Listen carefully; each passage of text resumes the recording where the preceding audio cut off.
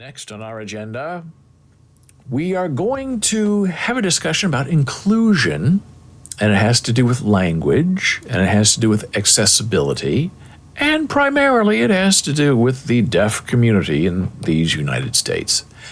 And the focus of our scorn, admiration, let's say, is the Metropolitan Opera in New York City. And their season ends, I believe, on Saturday, and then they disappear for a whole summer, and then they start up again in the fall. And there was an interesting article today in today's New York Times on the opera page. Not many people know the New York Times has an opera page, but they do. I should see if I could find it. Let me see if I can find it from my other browser. New York Times. I found it. I'll put this link for you in our Discord server when the day is done. So you log into New York Times, right? Because you're paying. And then you get this. All access. Hey, we want to charge you another 50 cents a week. What do you say? I always say no thank you. But even if I show you a different article after we look at this article, we get this same screen. So we don't want any of that. Continue without upgrading, right? Then we're going to get another screen that belittles us for not going for 50 cents more a week. And here it is, right here. Complete your Times experience, upgrade. We just said no. And they put it to us again. So this is an article that popped up for me just today. It's at the end of an era at the Metropolitan Opera. And it's a fascinating article about how, for the first time, I guess, in its history, the Met is going to perform fewer operas next year. Because the Met seats 4,000 people per performance. It's a massive place. And I don't know if that means they're having trouble selling tickets, or because it saves them money not to do as many performances, but I find it curious, odd, and weird. And in another article on the opera page of the New York Times, there was something that said that the Met is $100 million in debt, and they put up their two paintings that are in the lobby by Marc Chagall, so they could, in some way, get more money.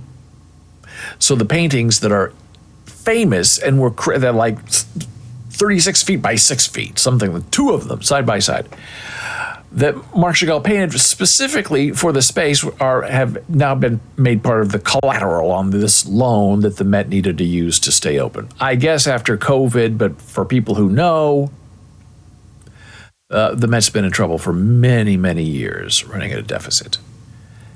And I understand, opera is not for everybody, as they say.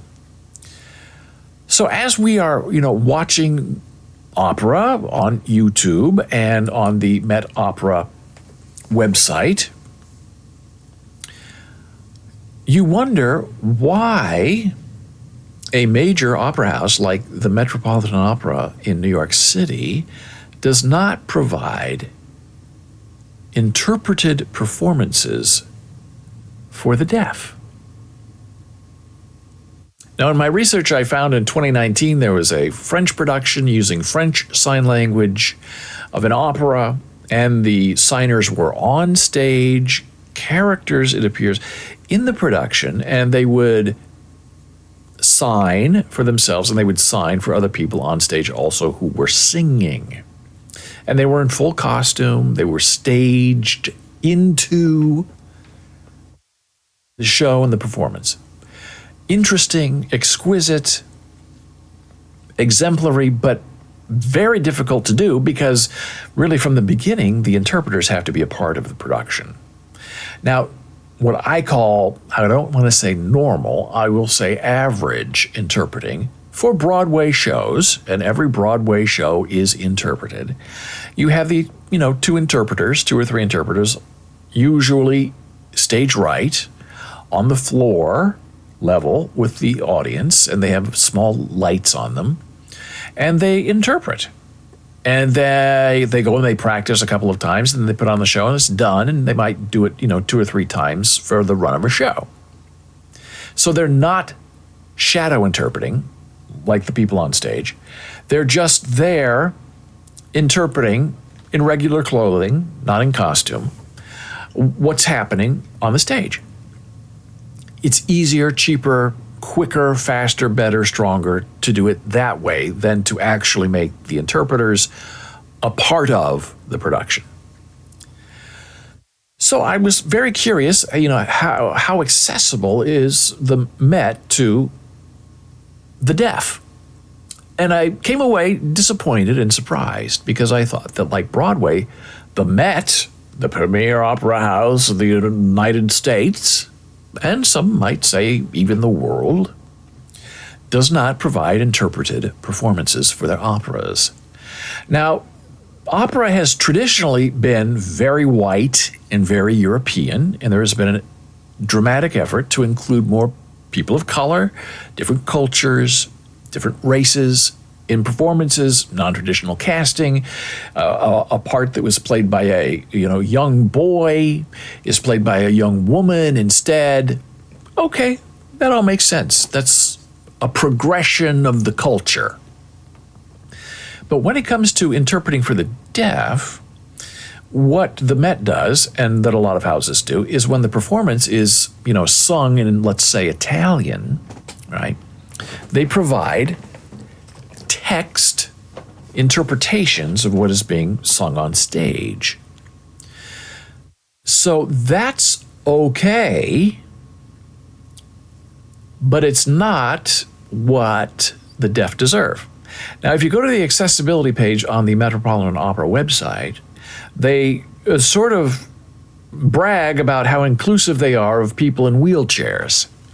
They'll make room, contact them, they'll get things set up for you, but not for the deaf.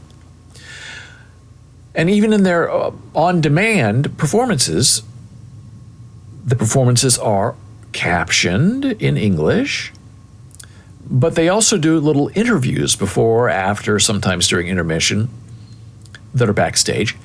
Those are not captioned.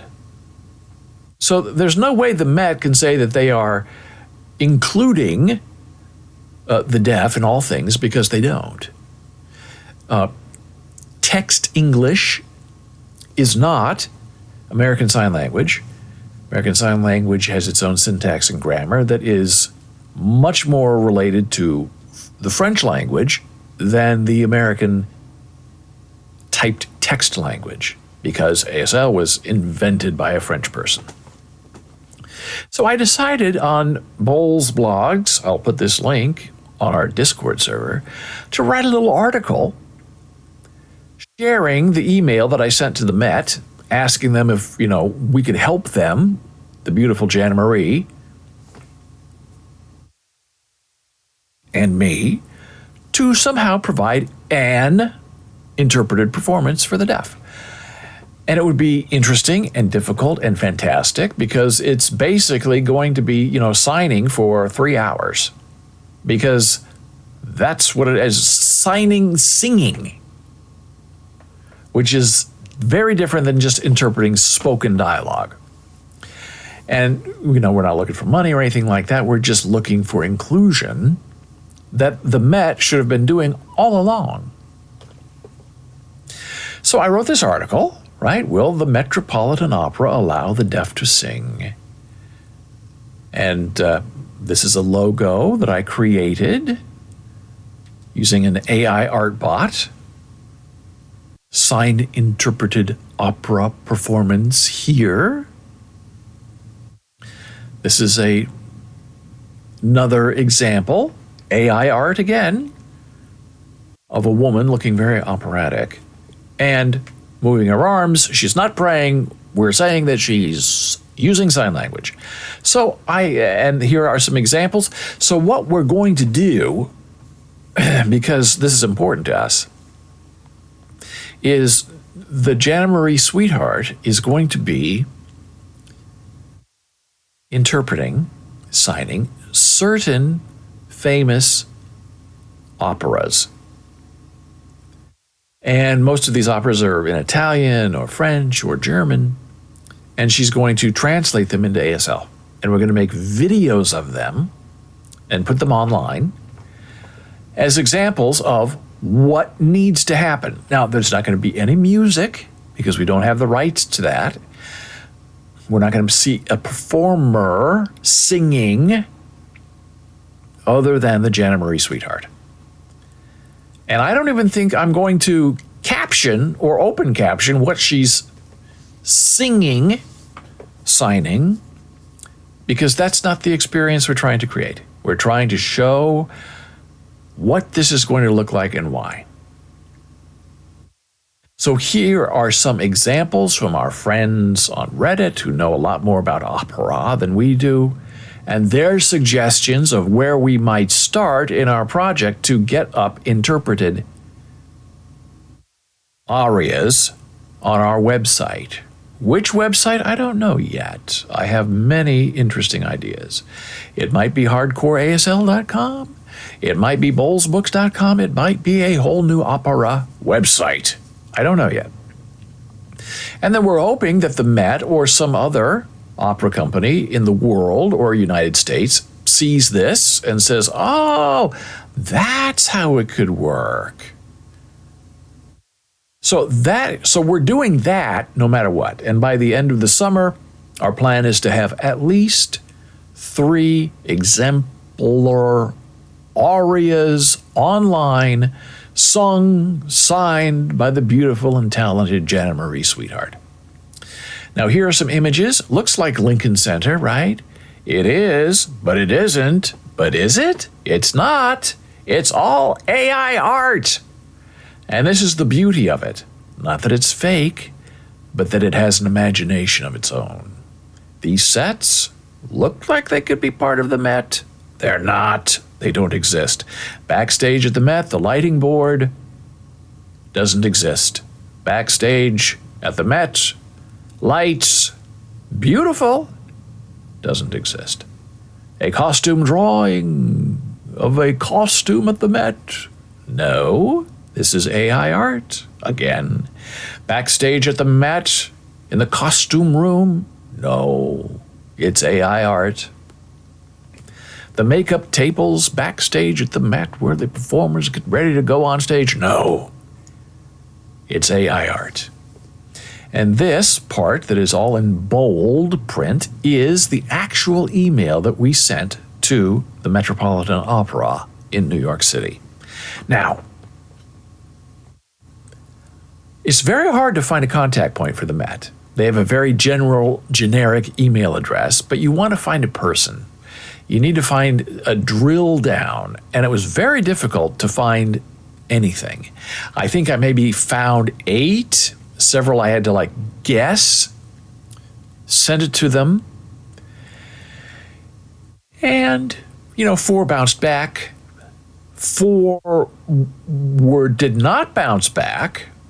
One of them was the press office, the other was the accessibility office, the other was the general office, email black hole, and nobody responded. Not even to say, hey, we got your message now, F off, pal. Or, hey, we're already working on this. Or, heck, we've already done this. What's wrong with you? So that's a disappointment that they aren't even interested enough to respond. But we're going to keep going. And maybe the Met won't respond, but maybe someone else will respond in the United States or other parts of the world, and the deaf will be included in what we're doing. So I have reserved several domains, URL domains, 2 of which are ariaasl.com and operaasl.com. Now, why are you not using ASL first? That's a good question. When you type it, and this does matter, when you type it out, it looks weird. Your eye doesn't want to read ASL first because ASL is not a word. When you're using an actual word, like hardcore, ASL, the eye wants hardcore first, ASL second. Now, we do have a website that is SOS ASL, and that is an emergency website for first responders who can use it to interact with the deaf. If you go to ariaasl.com or operaasl.com, and you can click on it right now, you'll see that it takes you to this screen that says it's not secure because there's no certificate, but that's okay because it's just a forward right now. Continue to cite, and hey, look, it takes us right back to our article. So that's another point of what we're trying to do, is to put these articles online, get some interest. I heard from a little magazine, big magazine that deals with opera, and they said, hey, how could we help you? And so I gave them a list. I said, look, if you know someone at the Met, I don't want their name, I don't want their email address, but maybe you'll just point them to this article. I said you could do a story on, inclusion of the deaf at other operas. Have there been other major operas who have included the deaf, or is the only one that was done in 2019? We're waiting to hear back from them as well. But I encourage you that if you are interested in helping us on this project and get people included, go to our website, read our article, and then contact the Met and tell them, look, we read this article. Why not have an interpreted performance for the deaf? It doesn't have to be every single show. It doesn't have to be every single performance. But could you try it once to see if it works? Because I guarantee 100% it will work and be very successful. So this experience really got me thinking, okay, we, no matter what, are doing these aria opera interpretations. What's next? Well, I felt that I need to become more proficient in Italian.